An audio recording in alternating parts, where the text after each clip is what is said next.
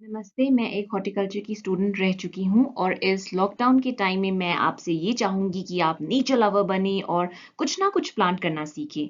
कइयों के लिए ये एक शौक, एक हॉबी है, कइयों के लिए ये आजीविका, एक लिविंग कमाने का सोर्स है और दोनों ही पहलुओं को ध्यान में रखते हुए आए जाने ग्लैडियोलस फ्लावर की खेती कैसे उसे कल्टीवेट करें, कैसे उसे डिजीज़ेज़ यानी रोगों से बचाएँ और वो सब ज़रूरी बातें जो हमें ध्यान रखनी चाहिए ग्लैडुलस को लगाते हुए आइए जानें। सबसे पहले जो ग्लैडुलस का साइंटिफिक नेम एटसेट्रा मेंशन किया है वो उन लोगों के लिए है जो हॉर्टिकल्चर से रिलेटेड एग्जाम्स की प्रिपरेशन कर रहे हैं और मेन चीज़ पे अब हम देखते हैं। सबसे पहले हम जानते हैं कि किस तरह का क्लाइमेट जो है वो ग्लैडुलस को लगाने के लिए एक अच्छा क्लाइमेट माना जाता है। ग्लैडुलस को लगाने के लिए ना तो ज़्यादा गर्म क्लाइमेट की ज़रूरत है, ना ही बहुत ठंडी की। एक माइल्ड सा क्लाइमेट इसको पसंद है। फ्रॉस्ट डैमेज के ये बहुत ज़्यादा ससेप्टेबल है। तो जब भी कभी हम प्लान करते हैं ग्लैडुलस को प्लांट करने का, तो इस तरह से प्लान करना चाहिए कि उसको लगाते टाइम कोई फ्रॉस्ट वगैरह का दिक्कत ना हो। अब हिल्स, प्लेन्स और बैंगलोर जैसी जगहों पे इसे लगाने का जो टाइम है वो अलग-अलग है। और अगर आप आजकल जैसे आप हिली एरियाज में रह रहे हैं, मान लीजिए आप हिमाचल प्रदेश में, शिमला में हैं या आप जम्मू कश्मीर वगैरह में हैं, वादियों में हैं कहीं, तो आजकल जो है वो सबसे परफेक्ट टाइम है ग्लैडुलस के कॉर्म्स को लगाने का। तो जैसे आप देख सकते हैं हिल्स में ये मार्च अप्रैल में लगाया जाता है, प्लेन्स में ये अगस्त और अक्टूबर के बीच में लगाया जाता है और बैंगलोर में वैसे तो इसे थ्रू आउट द ईयर लगा सकते हैं, पर जून से नवंबर जो है वो इसका बेस्ट टाइम है। इसकी क्लाइमेटिक रिक्वायरमेंट जानने के बाद आइए अब सीखें कैसे ग्लैडुलस को प्लांट करें। सबसे पहले ग्लैडुलस के जो बीज होते हैं उनको हम कॉर्म्स कहते हैं। पूरी फ्लावरिंग खत्म होने के बाद जब कॉर्म्स को हम हार्वेस्ट करके रखते हैं तो उस टाइम वो डोरमेंसी में चले जाते हैं। अब आप लोग सोचोगे ये डोरमेंसी क्या है? एक कॉमन मैन जिसने हॉर्टिकल्चर वगैरह नहीं पढ़ा वो तो यही सोचेगा ये डोरमेंसी है क्या। तो डोरमेंसी शब्द का मतलब है कि वो एक तरह से सो जाता है और ये अगर इस डोरमेंसी के टाइम में उगाए जाएं तो ये आपको अप्रोप्रिएट रिजल्ट नहीं देंगे। ये जो डोरमेंसी पीरियड होता है इनमें ये 3 से 5 महीने तक का होता है और इस टाइम तक हम इनको एक ठंडी जगह पर स्टोर करके रखते हैं। अब हमें पता कैसे चलता है कि डोरमेंसी पीरियड खत्म हो चुका है? तो इन कॉर्म्स के निचले हिस्से में रूट प्राइमोर्डियल्स यानी एक सर्कुलर पैटर्न में ग्रीन कलर के उभरे हुए से दाने दिखाई देंगे। यहीं से रूटिंग होती है। अब ये जो कॉर्म्स आप इनके सबसे पहले 24 आवर्स तक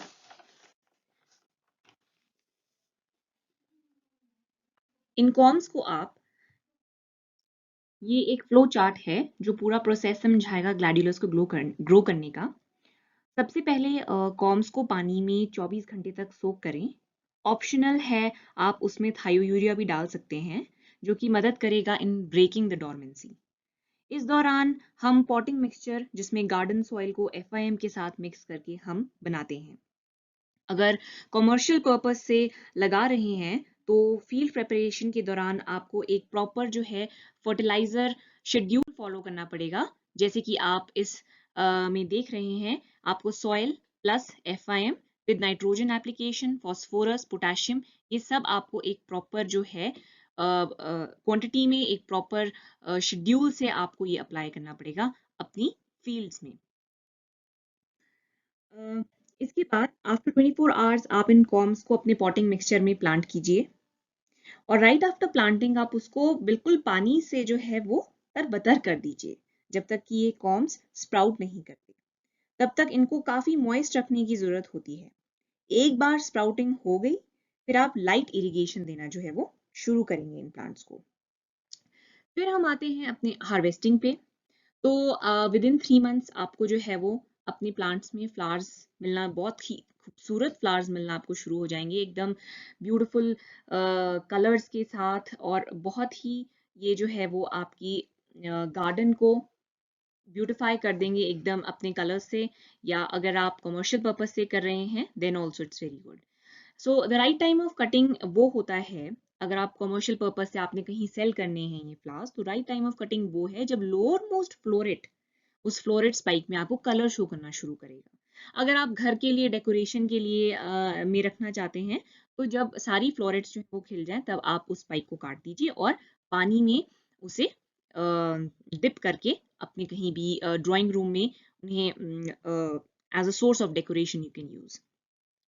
कॉशन आपको अब ये रखना है हार्वेस्टिंग के टाइम में कि जो कट स्पाइक्स हैं, जो आपने स्पाइक्स काटी हैं, अलोंग विद दैट आपको क्या करना है, आपको 3 से 4 लीव्स जो जिसमें ये स्पाइक्स लगी होती हैं, वो आपको एज सच आपको फील्ड में छोड़नी है।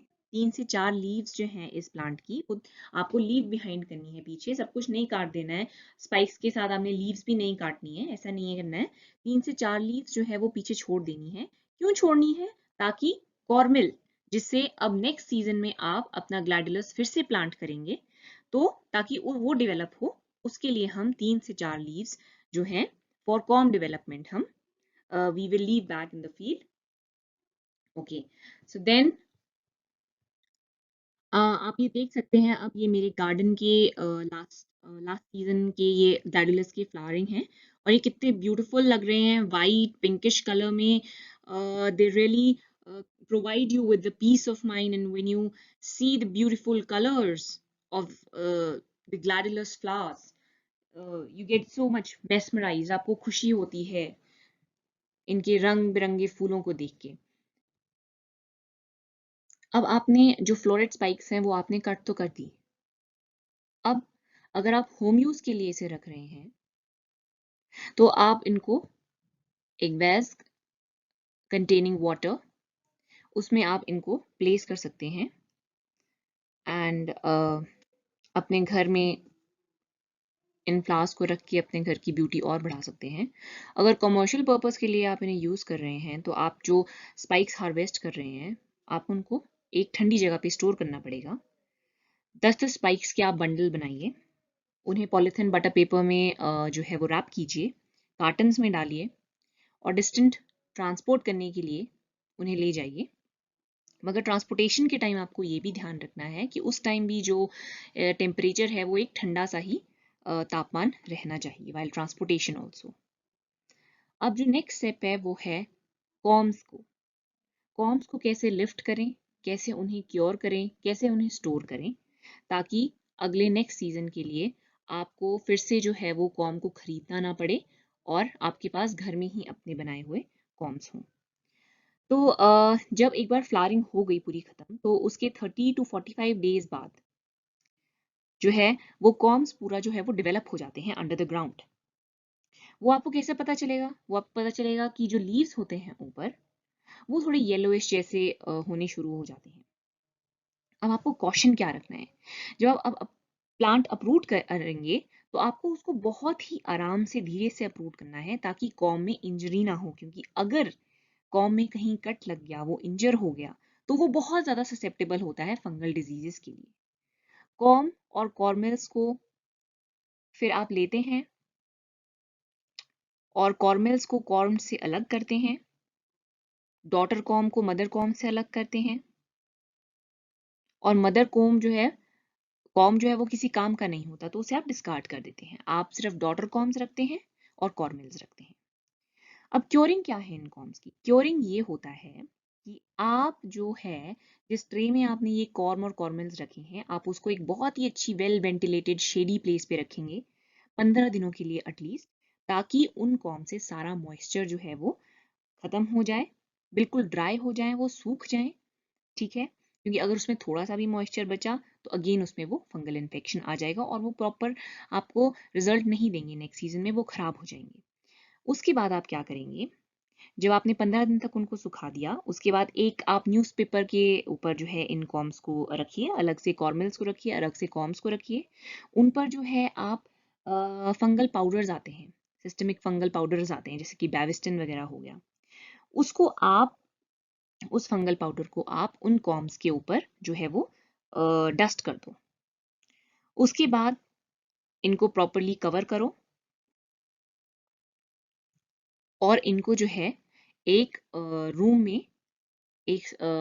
में जहाँ पर थोड़ी ठंडक हो, थोड़ा डार्क हो, उनमें जो है वो उस रूम में जाके इसे आप स्टोर कर दीजिए। अब मैंने ये एक छोटा सा वीडियो बनाया है जिसमें कि आपको स्टोरेज ऑफ फॉर्म्स के बारे में मैं थोड़ा बताऊंगी। तो अब आप ये देखेंगे कि हार्वेस्ट करने पे ये कॉर्म्स हैं। ओके, ये होता है ऊपर daughter corm, the new corm, और ये नीचे होता है मदर कॉर्म। तो इस कॉर्म, जो मदर कॉर्म है, इसको हमें सेपरेट करना है डॉटर कॉर्म से, और इसी के साथ जुड़े होते हैं ये छोटे छोटे कॉर्मेल्स। और कॉर्मेल्स को मैंने इस कॉर्म से सेपरेट कर दिया है, और अब मुझे इस मदर कॉर्म को सेपरेट करना है। तो इस तरह से ये डॉटर कॉर्म मुझे मिल चुका है, और ये मदर कॉर्म है, और इसकी हमें ज़रूरत नहीं होती, तो हम इसे डिस्कार्ड कर देंगे। उसके बाद ये जो कॉर्म्स हैं, इन्हें हम प्रॉपरली ड्राई कर लेंगे एक शेडी जगह पे। उसके बाद ऐसे ही किसी न्यूज़पेपर में हम इस पे बैविस्टिन पाउडर या कोई भी सिस्टमिक फंजीसाइड छिड़क के कॉर्मेल्स को अलग से न्यूज़पेपर पे और इसे अलग से एक न्यूज़पेपर में इस तरह से हम रैप कर देंगे। एक ऐसे इसको रैप कर देंगे, और इसको बिल्कुल एयर टाइट नहीं करेंगे, एयर का फ्लो होना चाहिए इसमें। और एक रूम में जहाँ पर थोड़ा अंधेरा हो, जहाँ थोड़ा कोल्ड हो, आपके कोई ऐसा रूम हो घर में जहाँ थोड़ा ठंडक हो और ह्यूमिडिटी ज़्यादा ना हो और नाइट डार्क हो, तो वहाँ इनको आप स्टोर कर लीजिए।